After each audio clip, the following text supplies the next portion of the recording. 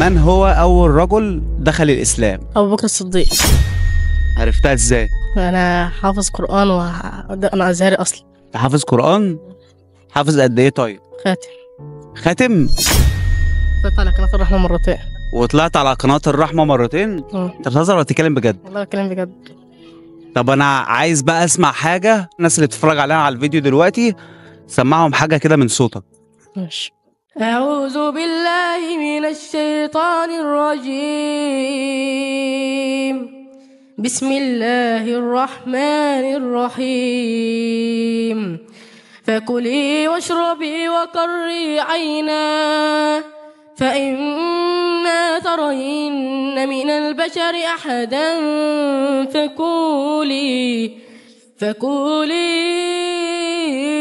إني نظرت للرحمن صوما فلن أكلم اليوم إنسيا. فأتت به قومها تحمله قالوا يا مريم لقد جئت شيئا فريا. يا أخت هارون ما كان أبوك امرأ سوء وما كانت أمك بغيا. فأشارت إليه قالوا كيف نكلم من كان في المهد صبيا.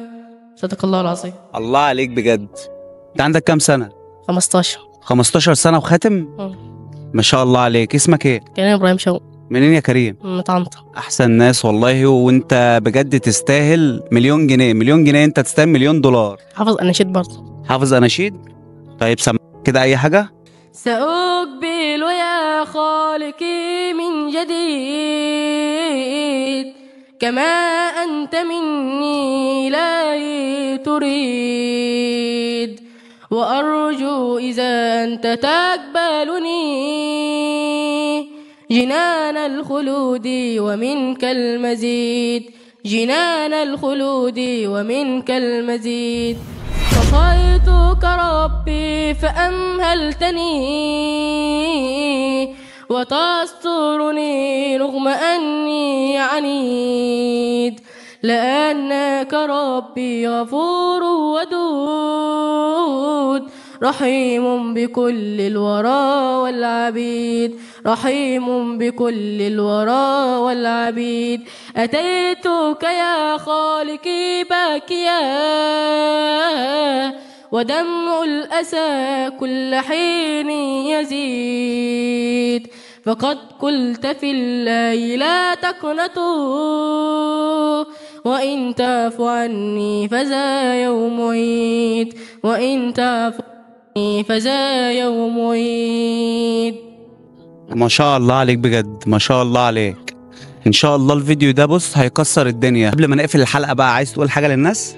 عايز اقول اتفضل. عايزين نقدم المحتوى ده للقرآن وسيبنا من الأغاني وسيبنا من الحاجات التانية وخلينا في القرآن والأناشيد وكده. شجعوه يا جماعة، اعملوا له شير ولايكات وكومنتات كتير عشان هو يستاهل بجد.